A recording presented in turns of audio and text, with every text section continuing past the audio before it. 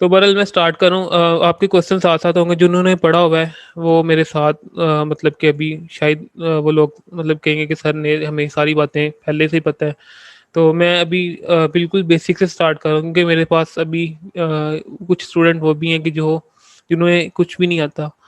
तो मैं आपके साथ अभी स्क्रीन शेयर कर रहा हूँ यहाँ पे, शेयर स्क्रीन। और ये आपको इस टाइम मेरा नोटपैड शो हो रहा होगा, नोटपैड की स्क्रीन शो हो रही है आपको? नहीं हो रही सर। एक मिनट, नोटपैड की स्क्रीन मैंने शेयर तो की है वैसे। अब हो रही है शेयर? जी अब हो रही। ठीक है। अब हमारे पास हम लोग बात करें वेब डेवलपमेंट की। तो वेब डेवलपमेंट होती क्या असल में? वेब डेवलपमेंट होती है हमारे पास, हम लोग जितना भी आप गूगल क्रोम, जितने भी आप लोग वेबसाइट चला रहे हो वो सारी वेब डेवलप वेबसाइट्स और वेब एप्लीकेशन है।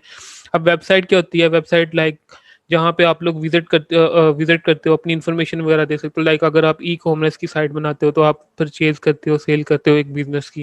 या अगर आप वैसे अपनी अपने बारे में बताना चाह रहे हो तो वो पोर्टफोलियो वेबसाइट होती है। कुछ एजुकेशनल वेबसाइट होती है जहाँ पे एजुकेशंस के बारे में, मतलब कि हम लोग किसी इदारे को रिप्रेजेंट कर रहे होते हैं।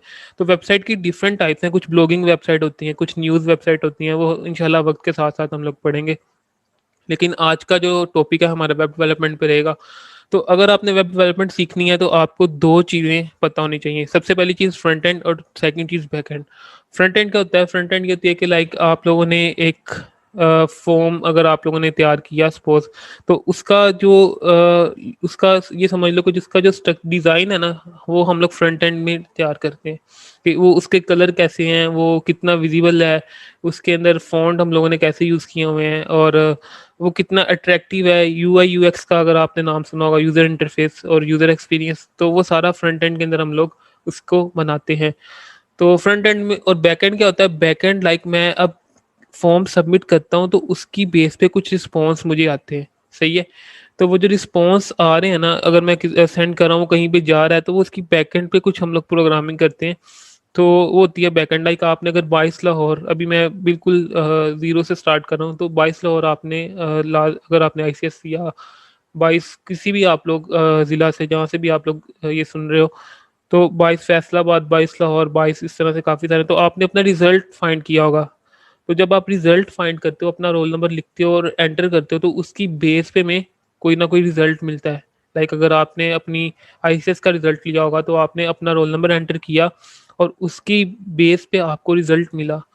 तो ये होता है हमारे पास बैकएंड में कि हम कुछ एंटर करें, कुछ इनपुट दें और उसकी बेस पे हमें कोई आउटपुट मिल रहा हो। तो बैकएंड या अगर आप शॉपिंग कार्ट की वेबसाइट की हम लोग बात करते हैं, तो आप वहाँ से सेल करते हो, परचेज करते हो, तो ये सारा बैकएंड पे कंट्रोल हो रहा होता है। Front end is just a design. आप लोगों ने अगर वेबसाइट का डिज़ाइन बनाना है तो वो फ्रंट एंड में बनेगा, लेकिन अगर आपने उसमें फंक्शनैलिटी ऐड करनी है तो आपको बैकएंड की ज़रूरत पड़ेगी। तो अभी तक इन दो टर्म्स में कोई किसी को प्रॉब्लम आई हो? ये समझ आ गई है कि फ्रंट एंड क्या होता है और बैक एंड क्या होता है?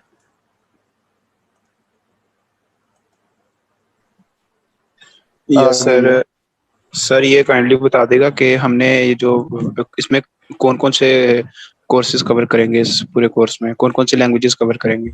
ओके, ये 30 डेज का कोर्स है। इसमें हम लोग कवर करेंगे तीन लैंग्वेजेस को, HTML को, CSS को और JS को। ये तीन जो लैंग्वेज हैं ये फंडामेंटल्स हैं। अगर आपने वेब डेवलपर बनना है तो ये तीन लैंग्वेजेस आपको इस पे ग्रिप होनी चाहिए।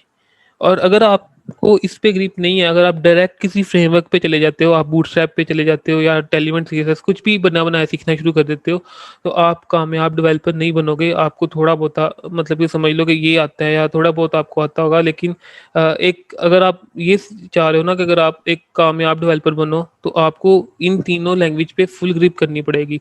CSS के अंदर आपको डिफरेंट तरह की शेप्स खुद बनानी पड़ेंगी। फ्लैक्स बॉक्स किस तरह से हम लोग यूज़ करते हैं, फ्लोट प्रॉपर्टी क्या होती हैं हम लोग, और उसके अलावा बॉर्डर बॉक्स क्या होता है, बॉक्स साइजिंग क्या होती है। बॉर्डर पैटर्न, ये सारी जी। चीजें। और सर मैंने ये पूछना था, जावास्क्रिप्ट मतलब बिल्कुल हम बेसिक पढ़ेंगे या इसमें थोड़ा सा एडवांस भी पढ़ेंगे। फिलहाल तो क्योंकि 30 दिन है और हम लोगों ने इस कोर्स को डिज़ाइन किया हुआ है कि हम लोग इसके अंदर एटलीस्ट बेसिक्स तो कवर करें, फंडामेंटल। क्योंकि आपको पता है कि 30 डेज में जो कि ये तीन लैंग्वेज कवर करना एक ये भी बहुत फास्ट है। अगर आप ये कहीं से भी पढ़ोगे ना तो ये 30 दिनों में नहीं पढ़ाया जाता, ये आपको 3-4 माह तो लगा देते हैं इन्हीं इन्हीं चीज़ों पे। तो इसमें हम लोग कोशिश करेंगे कि हम लोग बेसिक्स कवर करें। अगर हमें टाइम मिला तो इंशाल्लाह हम लोग इसके फिर एडवांस टॉपिक्स भी देखेंगे, जिस तरह से दिस कीवर्ड है कि दिस कीवर्ड क्यों यूज़ करते हैं, वो कहाँ-कहाँ पे उसका कैसे वो ES चेंज होता है। जी, जो ES6 है की जावा। बिल्कुल ES6 की जो फीचर्स हैं वो हम लोग इसके अंदर लाज़मी डिस्कस करेंगे। लेकिन वो तब है कि अगर हम इसे कवर कर पाते हैं ये 3 लैंग्वेजेज़ को 30 दिनों में, जहाँ तक भी कवर हो सका वो हम लोग लाज़मी लेके चलेंगे। लेकिन ये होगा कि अगर ये आप 30 दिन इसको करते हो तो आप एटलीस्ट बेसिक्स को आपको फंडामेंटल्स आ जाएँगे और आपको आगे रोड मैप पता चल जाएगा। अगर हम लोगों ने वेब डेवलपर बनना है तो हमें ये फ्रेमवर्क और ये लैंग्वेजेज़ को आगे करना पड़ेगा। और सेकंड चीज़ ये कि मैंने पहले भी अनाउंस किया था कि हमारा फर्स्ट अभी सेशन जा रहा है इस तरह से। तो अगर यहाँ पे प्रोग्रेस नज़र आती है तो फिर हम इसका बैच 2 भी निकाल लेंगे, जिसके अंदर सेशन 2 निकालेंगे सॉरी, जिसके अंदर हम लोग जावास्क्रिप्ट से भी आगे शुरू करेंगे फ्रेमवर्क्स पे कि बूटस्ट्रैप सीखेंगे। उसके अलावा फिर हम लोग टेलीमेंट सीएसएस पे अगर आते हैं, हाँ, उसके अलावा फिर हम लोग रिएक्ट पे या रिएक्ट जीएस कर लेंगे या व्यू जीएस कर लेंगे, नोड जीएस वगैरह। तो ये सारे एडवांस के टॉपिक है, पीएचपी लारावेल, ये फिर उसके बाद अगला बैच रख लेंगे। तो ये तब है कि रिस्पॉन्स पे है कि यार सीरीज अगर ये रिस्पॉन्ड करती है तो बहरहाल हम लोग आगे देखते हैं। यहाँ तक HTML CSS JS ये 3 लैंग्वेज हैं जो बेसिक्स हैं। इसके अलावा इसके अंदर फ्रंट एंड में हमारे पास फ्रेमवर्क आ जाते हैं, जिस तरह से मैंने बताया कि बूटस्ट्रैप वगैरह आ जाती हैं, टेलमेंट CSS आ जाता है और व्यू JS आ जाता है, रिएक्ट JS आ जाता है। लेकिन वो अभी हम लोग नहीं स्टडी करेंगे 30 दिनों में। आप लोगों ने बस ये कोशिश करनी है कि यार फंडामेंटल्स को सीख लेना है और फंडामेंटल्स को सीखने के बाद फिर आपने आगे मूव करना है। और वो मैं आपको बता दूंगा कि यार आपने अगर ये स्टार्ट कर दिया तो आप HTML CSS JS करने के बाद आप बूटस्ट्रैप को सीखें, उसके बाद फिर आप टेलीमेंट को सीखना चाह रहे हैं, टेलीमेंट CSS को, ठीक है, नहीं तो बूटस्ट्रैप इजी इनफ। अगर आप बूटस्ट्रैप में अच्छी खासी हमें हेल्प मिल जाती है वेबसाइट बनाते हुए, तो उसके बाद फिर हम लोग जावास्क्रिप्ट के फ्रेमवर्क पे आ जाएंगे। रिएक्ट सबसे बेस्ट है अगर आप रिएक्ट सीख लेते हो, नहीं तो व्यू जीएस होता है अगर हम लोग सिंगल एप्लीकेशन बनाना चाह रहे हैं, तो वो आपको फिर उसके मुताबिक गाइड कर दिया जाएगा। अच्छा, आज का लेक्चर जो है वो इंट्रोडक्शन का है। अच्छा, अब हम लोग बात करें HTML पे, CSS पे और JS पे, ये होती क्या है। HTML हमारे पास होती है हाइपर। अगर आप लोगों ने वो कॉपी पेंसिल साथ रखी हुई है तो वो सबसे बेस्ट है, आप कॉपी पेंसिल जो है वो साथ रख के बैठे।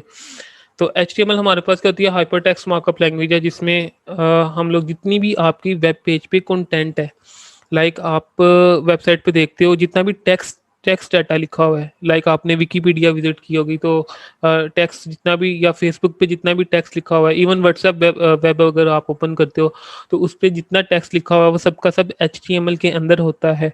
तो HTML एक हाइपर टेक्स्ट मार्कअप लैंग्वेज है, जो कि टेक्सचुअल डाटा जितना भी आपका लिखा जा रहा है, बेसिक स्ट्रक्चर जो बिल्डिंग का समझ लो, वो HTML के अंदर बनता है। अगर आपने एक बिल्डिंग खड़ी की है तो ईंटों से जो मकान बना हुआ है वो HTML के अंदर है। तो HTML का जो है वो बिल्डिंग स्ट्रक्चर जो सबका सब सारा वेबसाइट का HTML के अंदर बनता है। उसके बाद हमारे पास CSS आ जाती है।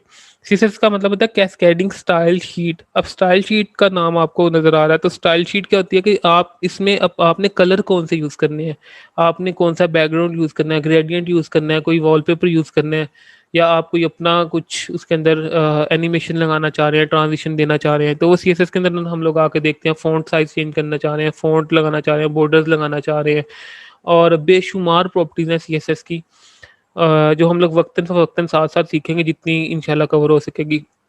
और नेक्स्ट हमारे पास है JS। JS stand for JavaScript. तो जावास्क्रिप्ट के अंदर हम लोग ये फंक्शनैलिटीज़ होती है ना, लाइक मैं अगर इस बटन पे क्लिक करूँ तो एक पॉपअप आ जाए, या अक्सर आपने देखा होगा आप किसी बटन पे क्लिक करते हैं तो एक अलर्ट आ रही है, एक मैसेज डिस्प्ले हो रहा है, या आप किसी नेक्स्ट पेज पे, या डिफरेंट तरह के जो फंक्शनैलिटी टाइप वर्क होते हैं वो हम लोग जावास्क्रिप्ट के अंदर करते हैं। तो ये इन तीनों का काम है। HTML सिर्फ स्ट्रक्चर के लिए होती है, CSS उसकी प्रेजेंटेशन के लिए होती है, और जावास्क्रिप्ट जो होती है वो उसकी फंक्शनैलिटीज, जितनी भी आप लोग फंक्शनल काम कर रहे हैं कि आप बटन पे क्लिक कर रहे हैं तो पॉपअप आ रहे हैं, मैसेजेस आ रहे हैं, तो वो जावास्क्रिप्ट के अंदर कवर होता है। तो ये 3 लैंग्वेज हैं, ये मैंने थोड़ा सा इनका बेसिक से इंट्रोडक्शन दिया। तो अगर आपको अभी इसमें कोई क्वेश्चन हो तो आप पूछ सकते हो।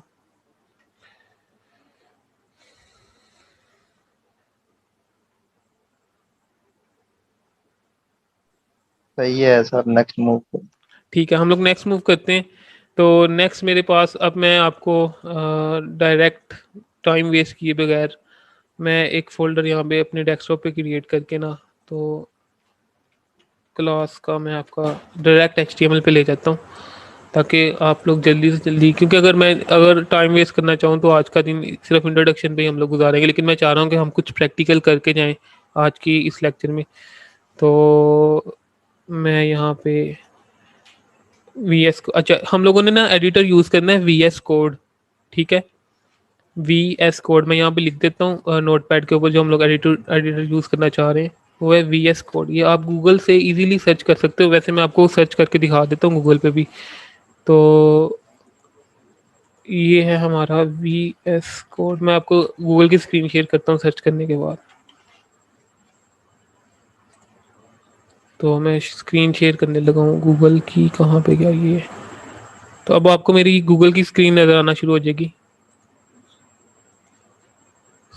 तो मैंने वी एस कोड गूगल पे टाइप किया और ये सबसे पहला जो लिंक आ रहा है ना, मैं इस पे क्लिक कर रहा हूँ। गूगल की स्क्रीन नज़र आ रही है ना आप सबको?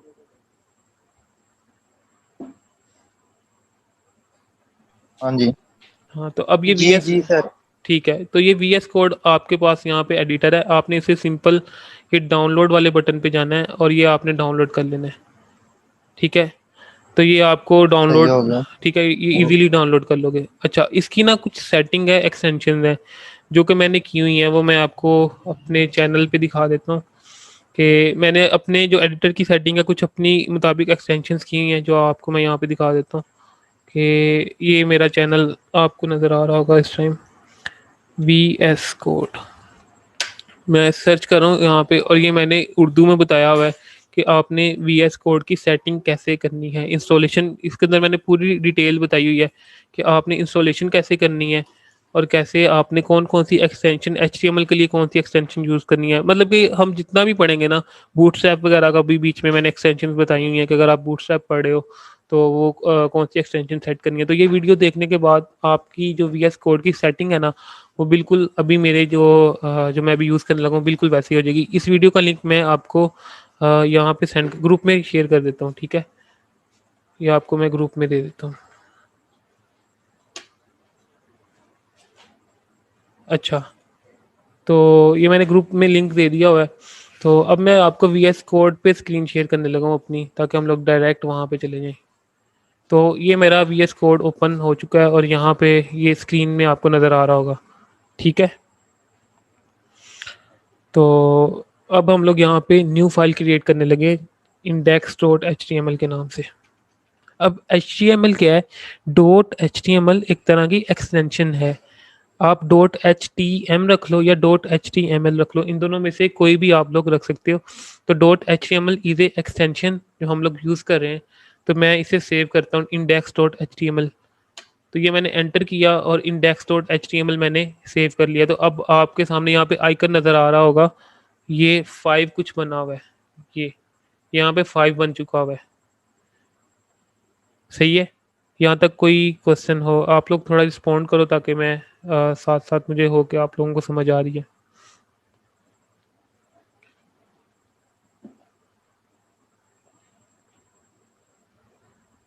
जी, यहाँ तक समझ आ चुकी है? जी जी सर, आ गई है यहाँ पे। ठीक है, तो अब हम लोग स्टार्ट करें। तो इसका ना एच टी एम एल का एक स्ट्रक्चर है और ये 5 इसी से लिखा हुआ है क्योंकि ये एच टी एम एल 5 है। एच टी एम एल के वर्जन थे, एच टी एम एल 4 आई, एच टी एम एल 1 2 3 4 5। तो ये 5 वर्जन है जो हम लोग लेटेस्ट वर्जन यूज़ कर रहे हैं। तो यहाँ पे मैंने एक्सटेंशन इंस्टॉल की है। मैं अगर शिफ्ट प्रेस करके और 1 की प्रेस करता हूँ तो ये हाइफन आ जाता है। मैं फिर कर रहा हूँ शिफ्ट प्रेस करके 1 की प्रेस करता हूँ तो ये हाइफन सा आ गया और मैं एम एड एब्रीवेशन लिखा हुआ मैंने यहाँ पे एंटर करना है। तो यहाँ पे इसका जो स्ट्रक्चर है वो आ चुका हुआ है HTML5 का। आप चाहें तो नोटपैड पे खुद टाइप कर लें और आप चाहें तो जिस तरह से मैंने भी शॉर्टकट मेथड बताया कि आपने शिफ्ट टाइप करना है और एंटर की प्रेस करनी है, तो ये यहाँ पे आपका बना बनाया ऑटोमेटिकली आ जाएगा। बहुत ही आसान है, मुश्किल काम नहीं है, आपने शिफ्ट प्रेस करके एंटर करना है। और यहाँ पे हमारे पास ये पहला जो टैग है, अब मैं टैग्स को एक्सप्लेन कर दूँ। ये डॉग टाइप HTML क्या है? ये डॉग टाइप HTML ये बता रहा है कि ये HTML5 हम लोग पढ़ रहे हैं। सही है, ये HTML5 पढ़ रहे हैं तो ये डॉक टाइप HTML इसकी निशानी है कि हम लोग ये HTML5 है तो इसे रिप्रेजेंट कर रहा है। HTML language equal to English, हम लोग इंग्लिश लैंग्वेज यूज़ कर रहे हैं इसमें। हेड टैग क्या, अब HTML के ना दो टैग होते हैं जो बड़े टैग होते हैं, एक होता है हेड टैग, एक होता है बॉडी टैग। हेड टैग क्या होता है, हेड टैग वो टैग होता है जिसमें हम लोग काम करते हैं, लाइक अगर हम लोगों ने कोई लिंक करना है या कोई स्टाइल शीट लिंक करनी है या जो हम लोगों ने कोई काम रेंडर करना है, लाइक जो मैं अगर इंसानी बॉडी की एग्जांपल दूं तो हमारे एक माइंड होता है, दिमाग होता है और एक हमारी अपनी बॉडी है। तो जो काम हम अपने दिमाग में करते हैं ना, लाइक लिंकिंग के, अगर हम लोगों ने कोई स्टाइल स्क्रिप्ट करना है तो वो हेड टैग के अंदर होगा। हेड टैग के अंदर जो भी आप लिखोगे वो आपके पेज पे डिस्प्ले नहीं होगा।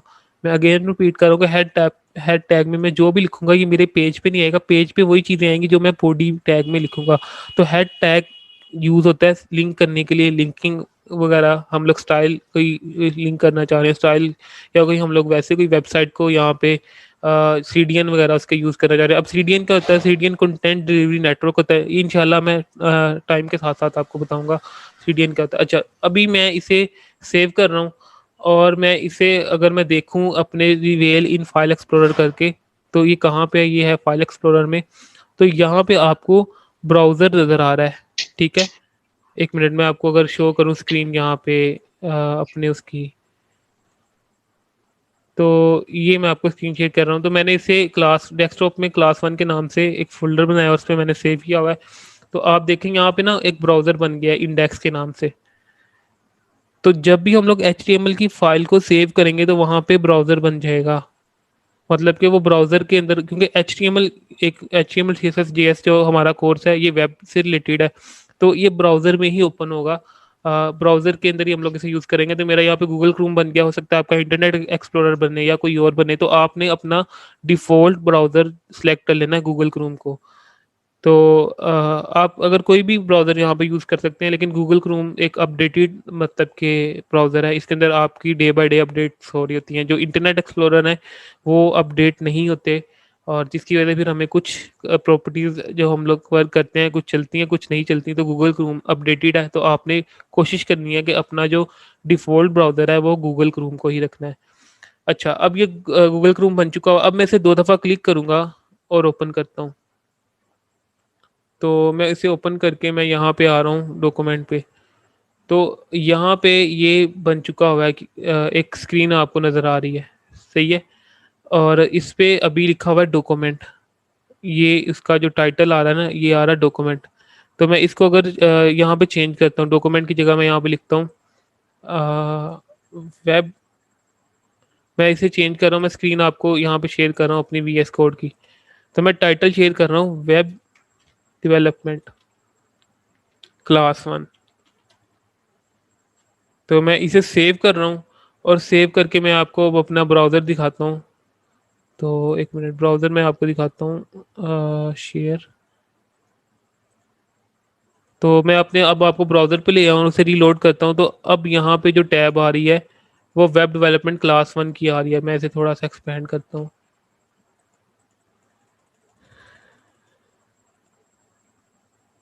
तो ये जो टैब है ये वेब डेवलपमेंट क्लास 1 की है। अगर मैं इसका आपको टाइटल दिखा सकूं तो टाइटल पे यहाँ पे लिखा हुआ है वेब डेवलपमेंट क्लास 1। तो अभी हम लोगों ने जो टाइटल टैग पढ़ा, टाइटल टैग हमारी टैब का जो अपर पार्ट होता है उसके लिए होता है। लाइक आपने फेसबुक लिखा हुआ देखा था पहले, तो फेसबुक का भी टाइटल टैग बना होता है जिसमें हमें ये टाइटल, हम लोग कुछ भी रख सकते हैं, आप अपना नाम रख सकते हो। कोशिश करनी है कि आप जो वेब पेज बना रहे हो आपने वही टाइटल रखना है। लाइक अगर आप किसी शू स्टोर की वेबसाइट बना रहे हो तो आपने शूज़ का होम पेज रख देना कि home.html, या शूज़ होम, मतलब कि आपने उससे रेलिवेंट ही नाम रखना है, उस पेज से रेलिवेंट, ताकि कल को आपको अगर एडिट करते हो, कल को आपको वेबसाइट अपडेट करनी पड़ेगा तो आपको पता चल जाए कि हम लोगों ने ये टाइटल रखा था और इस पेज में हम लोगों ने ये काम किया हुआ है। बहरहाल हम लोग आगे से चलते हैं। तो मैं अब आपको VS कोड पे दोबारा लेके आने लगा हूँ। तो VS कोड पे मैं आपको ले आया हूँ इस टाइम। और बॉडी टैग में हमारे पास कुछ टैग है, ठीक है। आज की क्लास में ज़्यादा टैग नहीं, आज की क्लास में सिर्फ बेसिक्स टैग है। मैं यहाँ पे H1 टैग आपको बताता हूँ। हेडिंग का H1 टैग है, हेडिंग का टैग है। तो अब मैं यहाँ पे लिखता हूँ वेब डेवलपमेंट। तो इसे मैं सेव करता हूँ और सेव करके देखें आपने जो भी लिखना है ना इसे सेव करके फिर आपने जाना है ब्राउज़र पे। तो मैं अब इसको ब्राउज़र पे लेके जा रहा हूँ क्योंकि हमारी आउटपुट जो है वो ब्राउज़र में ही नज़र आनी है। तो मैं अब आपको ब्राउज़र पे ले आऊँ और ब्राउज़र पे जाके मैंने रीलोड करना है। रीलोड की शॉर्ट की है कंट्रोल आर। आप चाहो तो कंट्रोल आर कर लो, आप चाहो तो यहाँ पे क्लिक कर लो। तो यहाँ पे जैसे ही मैंने रीलोड किया तो यहाँ पे वेब डेवलपमेंट लिखा हुआ नज़र आ गया। तो ये हमारे पास हेडिंग टैग है, H1 टैग है। ठीक है, H1 टैग जो होता है वो हेडिंग टैग होता है। और जो मोस्ट इंपॉर्टेंट हेडिंग होती है, ये मैं आपको सिमेंटिक्स मीनिंग भी साथ साथ बता रहा हूँ वेब के जो टैग्स के हैं। सिमेंटिक्स क्या होते हैं कि इंफॉर्मेशन अबाउट दी टैग्स, मतलब कि हम लोग इसकी जो डीप फुल इंफॉर्मेशन है ना वो भी साथ साथ देख रहे हैं। तो H1 इंपॉर्टेंट इन्फॉर्मेशन के लिए होता है। अक्सर लोग कहते हैं कि जी बड़ी हेडिंग के लिए H1 कर लो, उससे छोटी के लिए H2 कर लो, वो बात ठीक है, लेकिन यहाँ पे आपने ये बात अपने माइंड में रखनी है कि यहाँ पे इंपॉर्टेंस वाइज हम लोग हेडिंग के टैग डिफाइन करते हैं। तो मैं यहाँ पे H1 से लेके H6 तक टैग होते हैं। तो मैं H6 तक मतलब कि पहले टैग को कॉपी करके और मैं वी एस कोड पे आपको ले आऊँ स्क्रीन शेयर करने का बार बार। अच्छा, तो मैं अब आपको वी एस कोड की स्क्रीन पे ले आऊँ इस टाइम, और मैंने यहाँ पे 6 टैग जो हैं वो कॉपी किए हैं। सही है, और मैं इन्हें अब चेंज करने लगा हूँ H2, और उसके बाद मैं चेंज कर रहा हूँ H3, उसके बाद मैं चेंज कर रहा हूँ H4, उसके बाद मैं चेंज कर रहा हूँ H5, और उसके बाद H6। तो H6 तक हेडिंग के टैग होते हैं। H1 से लेके H6 तक आप इन्हें इंपॉर्टेंस वाइज डिफाइन करोगे। लाइक एक हेडिंग है जो सबसे ज़्यादा इंपॉर्टेंट है तो वो H1 में आएगी, जो उससे कम इंपॉर्टेंट है वो H2 में आएगी। तो ये पूरी वेबसाइट में आपने एक वेब पेज में सॉरी आपने एक वेब पेज में ये ख्याल रखना होता है कि सबसे इंपॉर्टेंट हेडिंग H1 में लिखनी है, उससे कम इंपॉर्टेंट वाली H2 में लिखनी है, उससे कम वाली H3 में लिखनी है। तो ये चीज़ आपने साथ साथ ख्याल रखना है इसका। अच्छा, अब ये इम्पोर्टेंट वाली जो बात वो क्यों है, अक्सर हमारी वेबसाइट ब्लाइंड पीपल भी वो सुनते हैं। ठीक है, तो जो लोग ब्लाइंड होते हैं, जो आपकी वेबसाइट को देख नहीं सकते, वो आपकी वेबसाइट को सुनते हैं। तो उनके लिए हम लोग सिमेंटिक्स मीनिंग यूज़ करते हैं। ये बात आपने याद रखनी है कि हम लोग क्यों इतना सिमेंटिक्स में और इतना डीपली इनको देख रहे हैं, क्योंकि सम टाइम आपकी वेबसाइट जो है वो हो सकता है कि किसी ने कोई ब्लाइंड पीपल उसे सुने, तो उनको पता चल जाए कि आपने ये वेबसाइट है आपकी सिमेंटिक्स के हिसाब से बनी हुई है, और इसके अंदर आपने हर चीज़ 2D मतलब कि पॉइंट बनाई है। तो अब मैं इस आउटपुट को आपको दिखाता हूँ यहाँ पे ब्राउज़र पे।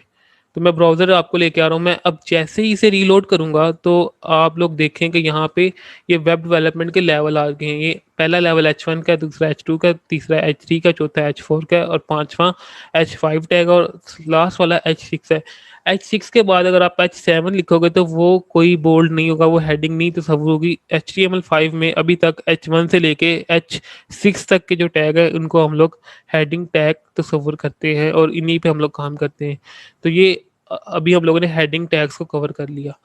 उसके अलावा हमारे पास एक होता है पैराग्राफ टैग। तो मैं आपको स्क्रीन शेयर करता हूँ, और अगर आपने पैराग्राफ लिखना है तो उसके लिए आपने पी टैग पे आ जाना है। मैं आपको वो भी दिखाता हूँ। तो पी टैग में यहाँ पे पी टैग ले रहा हूँ इसका। अच्छा, टैग के अंदर एक क्लोजिंग टैग होता है, एक ओपनिंग टैग होता है। अभी तक हमने जितने भी टैग पढ़े हैं, कुछ टैग है जो सेल्फ क्लोजिंग है, जिनका हम लोग क्लोजिंग नहीं लगा रहे, नहीं तो बाकी सारे टैग हैं जिनकी ओपनिंग टैग है और उसके बाद क्लोजिंग टैग है। तो HTML में दो तरह के टैग हैं, एक होते हैं पेयर टैग, एक होते हैं सिंगुलर टैग। पेयर टैग होते हैं जो ओपन भी होते हैं क्लोज भी होते हैं, लेकिन सिंगुलर टैग ऐसे टैग होते हैं कि जो ओपन होते हैं और क्लोज ऑटोमेटिकली, मतलब कि उन्हें क्लोज करने की जरूरत नहीं होती, वो ओपन और उनका क्लोज एक ही टैग होता है। तो वो भी इंशाल्लाह आपको बताऊंगा इसी लेक्चर में। एक टैग मैं आपको यूज करके दिखाऊंगा जो सिंगुलर टैग होगा। अभी वैसे ये वाला टैग भी सिंगुलर टैग है, लेकिन इसके अलावा एक और टैग मैं आपको भी यूज करके दिखाता हूँ। तो अभी मैं यहाँ पे कुछ पैराग्राफ लिख देता हूँ वेब डेवलपमेंट, या अभी मैं कुछ भी लिख देता हूँ टेक्स्ट। मैंने यहाँ पे डमी टेक्स्ट अपनी तरफ से कीबोर्ड से एंटर कर दिया, और इसे मैं सेव करके अब मैं लेके जा रहा हूँ आपको ब्राउजर विंडो पे। तो अब मैं ब्राउज़र विंडो भी आ गया हूँ, और अब इसे मैं रीलोड करता हूँ। तो आप देख सकते हैं कि यहाँ पे एक पैराग्राफ का टेक्स्ट जो है वो लिखा जा चुका हुआ है। तो ये है हमारे पास पी टैग, राइट। तो पी टैग में हम लोग पैराग्राफ लिखते हैं, हेडिंग वाले टैग में हम लोग हेडिंग लिखते हैं। तो एक और टैग जो मैंने आपको बताया था, जो आज का मैं आपको लास्ट टैग है, और यही टैग शेयर करने के बाद मैं आपके क्वेश्चन उसके बाद लूँगा और आज की क्लास यहीं पे मैं स्टॉप करूँगा। तो मैं आपको एक और टैग बता दूँ लास्ट पे, जो सिंगुलर टैग है। अभी तक हमने जितने भी टैग्स पढ़े हैं वो पेयर टैग है, अब हम सिंगुलर टैग्स पे आ रहे हैं। तो सिंगुलर टैग पे मैं आपको वीएस कोड पे ले आऊँ, स्क्रीन शेयर कर लूँ। तो इस टाइम आपको मेरा वीएस कोड नज़र आना शुरू हो गया होगा। अच्छा, एक टैग होता है हमारे पास HR। HR का मतलब होता है हॉरिजॉन्टल रो। मैं पूरी स्क्रीन पे एक रो खींचना चाह रहा हूँ, या मैं चाह रहा हूँ कि हेडिंग के बाद एक रो आ जाए।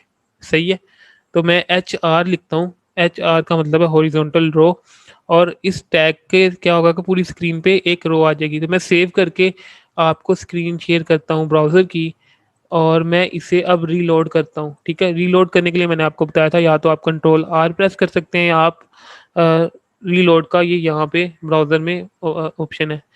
तो मैं इसको क्लिक करता हूँ, तो अब आप देख सकते हैं कि ये वेब डेवलपमेंट वाली लाइन के नीचे एक लाइन आ गई है। ये है HR टैग, इसे हम कहते हैं हॉरिजॉन्टल रो टैग। तो ये HR टैग है, आप इसको HR टैग को यहाँ से समझ आ गया होगा। तो ये है सिंगुलर टैग, इसका हमने क्लोजिंग टैग नहीं लगाया था, ये सिर्फ मैंने HR लिखा और ये आ गया। इसको ओपन किया, इसको क्लोज मैंने नहीं किया। तो ये ऐसे टैग जिन्हें हमें क्लोज करने की ज़रूरत नहीं पड़ती वो सिंगुलर टैग होते हैं, और ऐसे टैग जिन्हें हम क्लोज करते हैं वो पेयर टैग होते हैं। तो आज की इस लेक्चर में हम लोगों ने काफ़ी सारी चीज़ें कवर की हैं, जिसमें हम लोगों ने वेब डेवलपमेंट के बारे में सीखा, सबसे पहले कि वेब डेवलपमेंट होती क्या है। उसके अलावा हम लोगों ने सीखा कि फ्रंट एंड क्या होता है, बैक एंड क्या होता है, इनमें डिफरेंशिएट किया। उसके बाद हम लोगों ने फ्रंट एंड की लैंग्वेजेस के बारे में थोड़ी बहुत डिस्कस की कि HTML क्या होता है, CSS क्या होता है, JS क्या होती है। और उसके बाद फिर हम लोगों ने HTML के कुछ स्ट्रक्चर को किया और कुछ टैग्स को पढ़ा।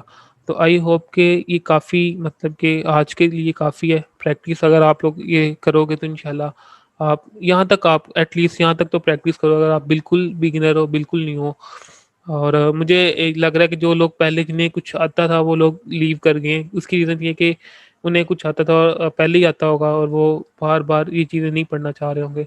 तो बहरहाल खैर है, लेकिन अगर आप लोग इसकी प्रैक्टिस करोगे तो हम लोग कल फिर यहीं से शुरू करेंगे।